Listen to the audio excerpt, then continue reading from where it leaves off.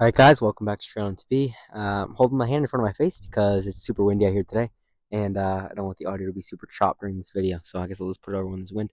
Um, Super stoked to be back here. Today we're going to be going over some drills you can do in just a parking lot, basement, or garage during the winter season. Today I'm out here in a nice open parking lot. Still a ton of snow as winter continues to persist here in New England. I'm here on my cross-country bike, a bit lower travel, stiffer suspension, smaller frame.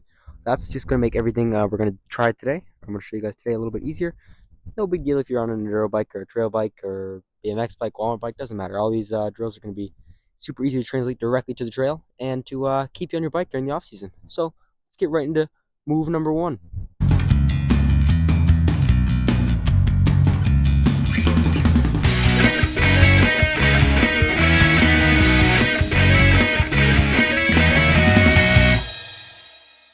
Alright, this is what my parking lots look like. Plenty of space, and it's even better if you can find some lines so we can practice skills further on in the video. First one we're going to practice is a track stand. I'd recommend shifting your bike into a higher gear for more resistance on the pedals. It's just going to make it a lot easier to keep our bike perfectly still. The first thing you're going to want to do is roll up and turn your wheel to the side. The next thing you're going to want to do is grab your rear brake and continuously rock forward and backward on the pedals while turning your wheel and grabbing your brake in order to keep yourself in the same spot. When you put all those things together, it should look something like this.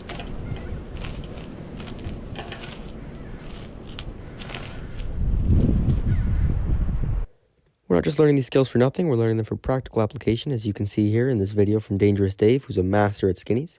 Having the ability to stop your bike in these tricky situations, especially at low speeds, and learn the balance that it requires to go on skinnies like this is going to make you a much better rider, even when you're not riding skinnies in various situations. If track stands are too easy for you and you already know how to do them, then here's where the lines in your parking lot are going to come in handy.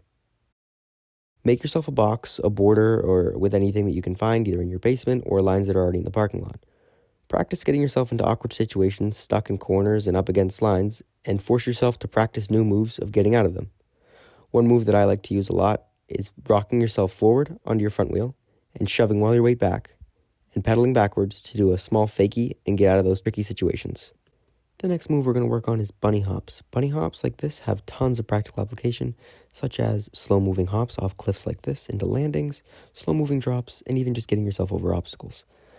I'm practicing these at a slower speed because I'm decent at them at higher speeds, but for me, rolling slow is hard to get the pop. For this, you're going to want to shove your weight into your shocks, snap the bars up to your waist, and shove all your weight forward over the front wheel in order to get yourself off the ground.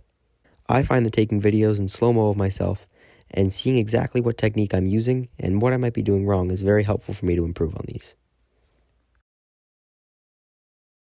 This next move is going to be a bit more for advanced riders looking to put a little bit more steeze in their riding style when they're going over jumps or just practicing on dirt jumps. First thing you're going to want to do is lie down on the ground on your back and put the bike on you upside down like you're riding it. Next, you're going to want to practice twisting your bike in the air, turning your bars, and adjusting your knees according to what trick you want to do. I'm practicing to do tabletops. As you can see, I'm practicing the motion of the tabletops with my hands, feet, and bars. Here, the bike acts as an extension of your body, so anything you do with your feet, hands, and bars are all going to translate into the bike's movement. One thing I'm really focusing on to unlock the key to tabletops is twisting your inside hand off the grip. Putting your bike like this and practicing upside down doesn't just work for tabletops, it works for awesome steez like this, and like this. Remember, practice makes perfect, and the more you practice the movement of your bike on the ground, the easier it's going to be and the more confident you're going to be while you're in the air. I mean, come on, like straight jumps look stupid, so get some steez. The next skill we're going to work on is shifting our weight over the back wheel. Learning how to adjust your weight like this and pull back on the bars and get your butt back is going to help you learn a lot of skills. The first thing you're going to want to do is roll up at a slow speed, going to want to pull hard back on the bars, get your butt over your back wheel behind your seat, and use your back brake to maintain your balance. This is pretty tricky, and as you can see, I'm pretty horrible at them, but that's why I'm making a video on how to practice these skills. Reaching a stuck point, I would say focus most on getting your butt over your back wheel more than your arms. One important skill you're going to want to practice is called looping out, and that's when you go a little bit too far, can't quite manage to get in your brake fast enough, and you go off the back of the bike. Once you practice this, your fear of going over the back of the bike is going to be totally gone, and your progression is going to be through the roof. Do not practice this skill with clipless pedals because you will fall flat on your back. It is embarrassing and you will be stuck like a turtle in a parking lot all alone. Just don't do it. The application for this can be used for many things, such as drops like this, and not like this. As you can see, sorry Keegan, he did not get his butt over the back and he landed pretty nose heavy. Could have been a lot worse and he could have gone over the bars. Adjusting his weight over the back wheel would have solved that problem. Furthermore, if you continue to practice these and you continue to be able to hold your weight on your back wheel for longer, you're going to be manualing like the manual king, Jeff Kendall Wee. Manuals add an awesome amount of steeze and style to your riding.